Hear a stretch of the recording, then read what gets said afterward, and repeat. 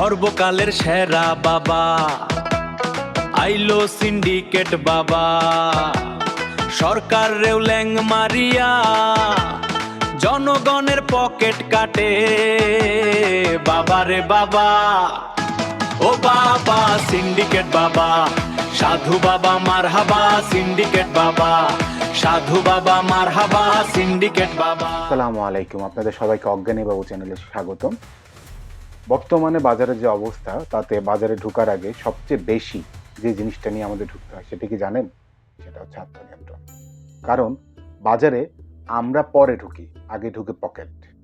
এক সময় আমরা বাজারে ঢুকে যা ইচ্ছা তা কিনতে পারতাম, কিন্তু এখন বাজারে গিয়ে যে কোনো জিনিস কেনার আগে আমাদের বাজেট বুঝে কিনতে হয়।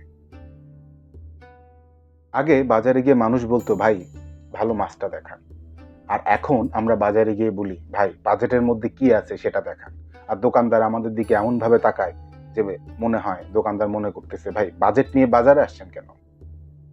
একটা কথা দেখেন, প্রতি বছরই কিন্তু সরকার বলে সিন্ডিকেট ভেঙে দেবে, আমরা সিন্ডিকেটের বিরুদ্ধে, বাজারে শান্তি আসবে, সরকার বদলে যায়, মন্ত্রী বদলে যায়, কিন্তু সিন্ডিকেটের জায়গায় থাকে। এখন তাহলে প্রশ্ন আসতে পারে সমস্যাটা কোথায়? এটা কি সরকারের অদক্ষতায়, নাকি ব্যবসায়ীদের অসহযোগিতায়, নাকি সমস্যা এমন একটা জায়গায় আছে যেটা আমরা কেউ দেখতেও চাই না? আজকের এই ভিডিওতে আমি কোনো চিৎকার করব না, কোনো চেঁচামেচি করব না টকশোর মতো, শুধু হিসাব মেলানোর চেষ্টা করব সমস্যাটা কোথায়। চলেন তবে শুরু করা যাক। জ্ঞানী তো অনেক হইলেন, এখন অজ্ঞানী হন অজ্ঞানী বাবু। একটা মজার বিষয় আপনি কি খেয়াল করেছেন? মানুষ অনেক কিছু ভুলে যায়, কিন্তু 2022 সালে ডিমের দাম কত ছিল, এই 2026 সালে ডিমের দাম কত হলো, এটা কিন্তু মানুষ ভোলে না। কারণ বাংলাদেশের ইতিহাস বইয়ে না, মানুষের ব্যাগে, মানে বাজারের ব্যাগে লেখা থাকে। কিন্তু এই কৌতুক বা মজা যাই বলেন না কেন, এর আড়ালে একটা কঠিন সত্য লুকিয়ে আছে, সেটা হচ্ছে মানুষের জীবনযাত্রার ব্যয়। আজকে বাংলাদেশের সবচেয়ে বড় দুশ্চিন্তা দেশ না, সবচেয়ে বড় দুশ্চিন্তা রাজনীতি না, বর্তমানে বাংলাদেশের সবচেয়ে বড় দুশ্চিন্তা হচ্ছে নিজের পকেটের অর্থ সংস্থান নিয়ে। মানে সোজা কথায় বলতে গেলে বাজার থেকে কি কিনবো, কিভাবে কিনবো, এটাই হচ্ছে বাংলাদেশের মানুষের বর্তমানে সবচেয়ে বড় দুশ্চিন্তা। এখন প্রশ্ন আসতে পারে, প্রতি বছরই তো বেতন বাড়ছে, কিন্তু মজার ব্যাপার হচ্ছে যদি বেতন বাড়ে 10%, জীবনযাত্রার ব্যয়, বাজারের খরচ কিন্তু বেড়ে যায় 20%। কাগজে কলমে আমাদের সবারই বেতন বেড়েছে, অথবা আমরা সবাই ধনী, কিন্তু বাজারে গেলে আমাদের পকেট ফুটো।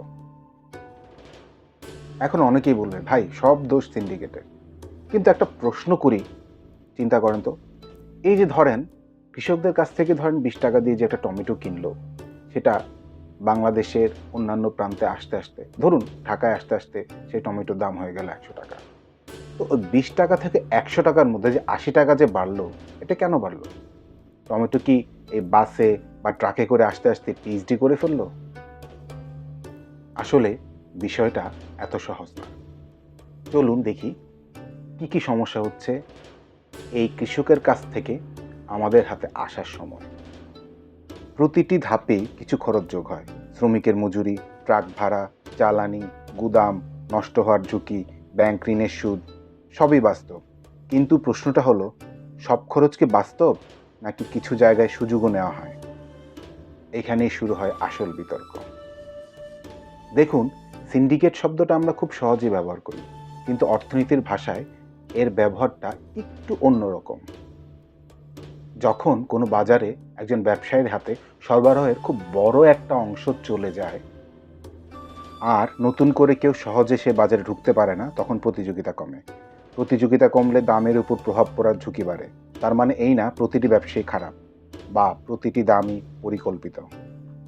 বাস্তবতা হলো কিছু ক্ষেত্রে আন্তর্জাতিক বাজার, ডলারের উঠানামা, এমনকি আবহাওয়াও এই বাজারের দ্রব্যমূল্যের ঊর্ধ্বগতির উপর অনেকটা নিয়ন্ত্রণ রাখে। আপনি কি জানেন বাংলাদেশে একটা জিনিস খুব দ্রুত ছড়ায়, সেটা হচ্ছে গুজব। ধরেন আপনি আজ শুনলেন চালের দাম বেড়ে যাবে, আগামীকালকে গিয়ে চাল কিনলেন, পরদিন দেখলেন ঠিকই চালের দাম বেড়ে গেছে। আমরা আসলে অনেক কিছুর দাম বাড়ার আগেই দামটা বাড়িয়ে ফেলি। তাহলে প্রশ্ন আসতে পারে, সরকার কি কিছু জানে না? সরকার অবশ্যই জানে। তাহলে এবারের প্রশ্ন, তাহলে সরকার যদি জানে তাহলে সরকার কিছু করছে না কেন? এর উত্তর খুঁজতে গেলে আমাদের এখন তাকাতে হবে সরকারের দিকে। কারণ শুধু ব্যবসায়ীরাই বাজার চালায় না, মাঝে মাঝে সরকারের নীতিও কিন্তু বাজারকে প্রভাবিত করে। দেখেন, সোশ্যাল মিডিয়ায় আপনি, আমি বা সবাই গলাবাজি করে বলি সরকার চাইলেই সব কিছু ঠিক করতে পারে, কিন্তু আসলে ব্যাপারটা একটু ভিন্ন। সরকার অনেকটা ফুটবল ম্যাচের রেফারির মতো। রেফারি নিয়ম বানান না, খেলাও খেলেন না, তিনি শুধু নিশ্চিত করেন খেলাটা নিয়ম মেনে হচ্ছে কিনা। কিন্তু যখন কোনো খেলোয়াড়ই নিয়ম না মানে, তখন শুধু বাঁশি বাজিয়ে ম্যাচ জেতানো যায় না। এখন প্রশ্ন আসতে পারে, সরকার তাহলে কি করতে পারে? আমদানি শুল্ক কমাতে পারে, টিসিবির মাধ্যমে কম দামে পণ্য বিক্রি করতে পারে, অভিযান চালাতে পারে, জরিমানা করতে পারে, ভোক্তা অধিকারকে সক্রিয় করতে পারে। সরকার কিন্তু আলু উৎপাদন করে না, সরকার কিন্তু ডিম দেয় না। অর্থাৎ সরকার বাজারের একটি নিয়ন্ত্রক, কোনো উৎপাদক না। আরেকটা বিষয় আমরা অনেকেই ভুলে যাই, এই যে আমরা তেল খাচ্ছি তার অধিকাংশই কিন্তু বিদেশ থেকে আমদানি করা। এই যে ডাল খাচ্ছি তার অনেক কিছুই কিন্তু, অধিকাংশই কিন্তু বিদেশ থেকে আমদানি করা। অনেক পণ্যের দাম নির্ভর করে আন্তর্জাতিক বাজারের উপর। এর সাথে যোগ হয় ডলারের দাম, এর সাথে যোগ হয় তেলের দাম, এর সাথে যোগ হয় জাহাজের ভাড়া। যদি আন্তর্জাতিক বাজারে দাম বাড়ে তাহলে বাংলাদেশের উপরও চাপ পড়ে। তবে এখানেই সরকারের ভূমিকা গুরুত্বপূর্ণ, কারণ বাইরের চাপ পুরোপুরি ঠেকানো না গেলেও ভেতরের দুর্বলতা কমানো যায়। আর এখানেই আসে পুরনো সমস্যা, নীতির ধারাবাহিকতা। আমাদের সরকার বা আমরা বেশিরভাগ ক্ষেত্রে সমস্যা এলেই পরে সমাধানের চেষ্টা করি, আর সমস্যা চলে গেলে আমরা ভুলে যাই। অনেকটা ফুটো ছাদ মেরামত না করার মতো। যখন বৃষ্টি আসে তখন বালতি রাখি, বৃষ্টি শেষ বালতি সরিয়ে ফেলি, কিন্তু আমার ছাদ যে ফুটা সেটা মেরামত করার কথা ভুলে যাই আমরা। আর বাংলাদেশের বেশিরভাগ সমস্যা সমাধান হয় কমিটির মাধ্যমে। কমিটি বসে, কমিটি রিপোর্ট দেয়, সেই রিপোর্ট ফাইলে যায়, সেই রিপোর্ট তারপর আলমারিতে যায়, আর এদিকে বাজারের দাম বাজারের মতোই থাকে। তাহলে প্রশ্ন আসতে পারে, সরকার কি ব্যর্থ? এটার উত্তর হ্যাঁও আবার নাও। সরকার ব্যর্থ হয় যখন বাজারে স্বচ্ছতা নিশ্চিত করতে পারে না, যখন তথ্য সবার কাছে পৌঁছায় না, যখন আইন সবার জন্য সমানভাবে প্রয়োগ হয় না। আবার সরকার সফল হয় যখন সংকটের সময় দ্রুত আমদানি নিশ্চিত করতে পারে, যখন খাদ্য মজুত বাড়ায়, যখন সামাজিক নিরাপত্তা কর্মসূচি চালায়। অর্থাৎ বাস্তবতা সাদাও না আবার কালোও না, অনেকটা ধূসর বর্ণের। তাহলে আসুন আমরা প্রশ্নটা একটু বদলাই। সরকার কেন ব্যর্থ সেই প্রশ্নটা না করে এখন আমরা প্রশ্ন করি যে আমাদের দেশের বাজার কেন এত নাজুক। আমরা কিছু হলেই বলি বিদেশে তো এরকম হয় না, কিন্তু আমরা জানি না যে বিদেশেও আসলে এরকম হয়। আমেরিকায় ডিমের দাম বাড়ে, ইউরোপে বিদ্যুতের দাম বাড়ে। তুরস্কতে একবার এমন একটা অবস্থায় পড়েছিল যে তুরস্কের মানুষ বাজারে যাওয়ার আগে চিন্তা করে বের হতো যে আজকে বাজারের লিস্ট থেকে কি কি বাদ দিবে। কিন্তু সমস্যাটা এই জায়গায় না, সমস্যাটা হচ্ছে কেউ সমস্যা লুকায়, আবার কেউ সমস্যা সামলায়। সিঙ্গাপুরের কথা ধরুন, দেশটা নিজের প্রয়োজনীয় খাদ্যের বড় অংশই আমদানি করে, তারপরেও বাজার তুলনামূলক স্থিতিশীল। কেন? কারণ সরকার প্রতিদিন তথ্য সংগ্রহ করে, কোথায় কি দাম, কোথায় ঘাটতি, কোথায় সরবরাহ কমছে, সব কিছু নজরদারিতে থাকে। আর সবচেয়ে বড় বিষয়, একটি দেশের উপর নির্ভর করে না। আজ যদি এক দেশ থেকে পেঁয়াজ না আসে, অন্য দেশ থেকে আনে। এটাকেই বলে বিকল্প সরবরাহ ব্যবস্থা। ভারতও আমাদের মতো বিশাল কৃষি প্রধান দেশ, সেখানেও সমস্যা আছে। কিন্তু গত কয়েক বছরে তারা কৃষকদের জন্য ডিজিটাল বাজার দরের ব্যবস্থা বাড়িয়েছে। অনেক কৃষক এখন মোবাইলেই জানতে পারেন কোন বাজারে কোন ফসলের দাম বেশি। জাপান, ওদের সবচেয়ে বড় শক্তি সংরক্ষণ ব্যবস্থা। বাংলাদেশের অনেক সময় কৃষক বাধ্য হয়ে কম দামে ফসল বিক্রি করে, কারণ সংরক্ষণ করার জায়গা নেই, ফসল নষ্ট হয়ে যাওয়ার ভয় আছে। কিন্তু যদি আধুনিক কোল্ড স্টোরেজ থাকে তাহলে কৃষক আজই বিক্রি করতে বাধ্য হবে না, অপেক্ষা করতে পারবে, ভালো দামও পাবে। আমাদের দেশে প্রতি বছর বিপুল পরিমাণ ফল ও সবজি বাজারে যাওয়ার আগেই নষ্ট হয়ে যায়। ভাবুন, যে খাবার মানুষ খেতে পারত সেটা কিন্তু নষ্ট হয়ে যাচ্ছে। তার মানে এই যে ঘাটতি, সেটার একটা অংশ কিন্তু আমাদেরই তৈরি করা। তাহলে এখন আমরা বিদেশ থেকে আমরা কি শিখতে পারি?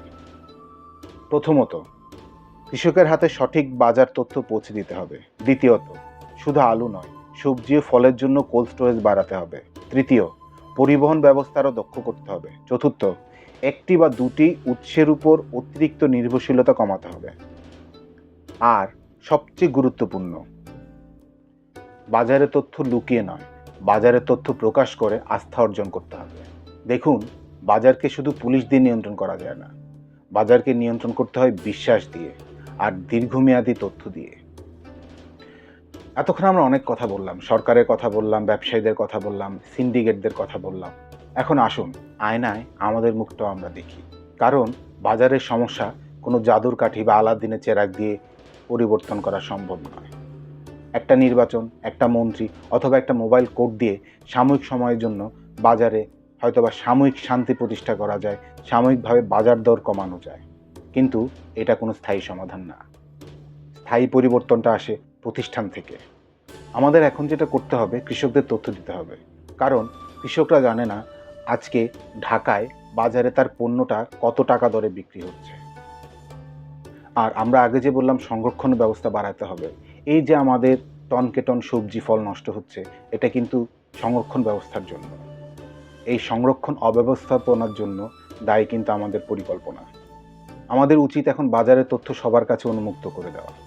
যেদিন একজন সাধারণ মানুষও জানবে বাজারে খুচরা দাম কত, পাইকারি দাম কত, আর মাঠ থেকে কত দামে বিক্রি হয়েছে, তখন কিন্তু এই সিন্ডিকেটে অযৌক্তিক দাম অনেকটাই কমে যাবে। আরেকটা কাজ যেটা করতে হবে সেটা হচ্ছে আইনের সমান প্রয়োগ।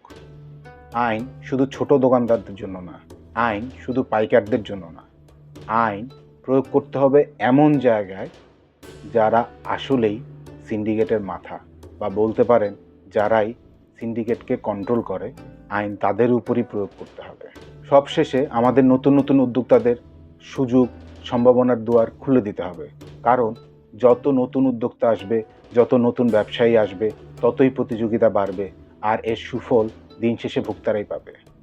মনে রাখবেন, বাজারের বড় শত্রু শুধু সিন্ডিকেট না, বাজারের বড় শত্রু হচ্ছে অস্বচ্ছতা এবং পাশাপাশি সরকারের জবাবদিহিতার অভাব। আজকের ভিডিও শেষ করার আগে একটা কথা বলি, আমরা সবাই বলি দেশটা আর আগের মতো নাই, কিন্তু আমরা কি নিজেকে কখনো প্রশ্ন করি আমরা কি আগের মতো আছি কি না? আমরা কি অন্যায় দেখলে প্রতিবাদ করি? আমরা কি কর দেওয়ার পর রসিদ নেই? আমরা কি ভেজাল দেখলে প্রতিবাদ করি অথবা আইন প্রয়োগকারী সংস্থার কাছে জানাই?